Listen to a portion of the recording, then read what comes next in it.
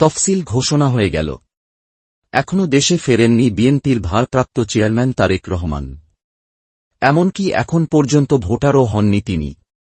নির্বাচন কমিশনের নিয়ম অনুযায়ী ৩১ অক্টোবর ২০২৫-এর মধ্যে যারা ভোটার হিসেবে নিবন্ধিত হয়েছেন তারাই আগামী জাতীয় সংসদ নির্বাচনে ভোট দিতে পারবেন। ফলে প্রশ্ন উঠেছে, তারেক রহমান এখনো যেহেতু ভোটার হননি, তাহলে তার বিষয়ে সিদ্ধান্ত আসলে কি? এ নিয়েও ব্যাখ্যা দিয়েছে নির্বাচন কমিশন। জানানো হয়, ইসি সিদ্ধান্ত দিলে তিনি আগামী নির্বাচনে ভোটার ও প্রার্থী হওয়ার সুযোগ পাবেন। আইনগতভাবে ইসির এই এখতিয়ার রয়েছে। অর্থাৎ ইসি চাইলে তারেক রহমান ভোটের আগ মুহূর্ত পর্যন্ত ভোটার হতে পারবেন। এমনকি নির্বাচনে অংশ নিতেও কোনো বাধা নেই। তবে ইসির এই বিশেষ সুবিধা নিয়ে অবশ্য প্রশ্ন তুলেছিল সিনিয়র সাংবাদিক মাসুদ কামাল। তিনি জানান, সবার জন্য একই নিয়ম থাকা উচিত।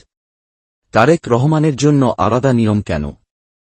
নির্বাচন কমিশনের একটি সূত্র বলছে, ভোটে অংশ নিতে তারেক রহমানকে প্রথমে ভোটার হতে হবে। মনোনয়ন দাখিলের শেষ সময় ২৯ ডিসেম্বর ২০২৫, এ সময়ের মধ্যেই তাকে ভোটার হতে হবে। লন্ডনে বাংলাদেশ দূতাবাসের মাধ্যমেই ভোটার হতে পারবেন তারেক রহমান।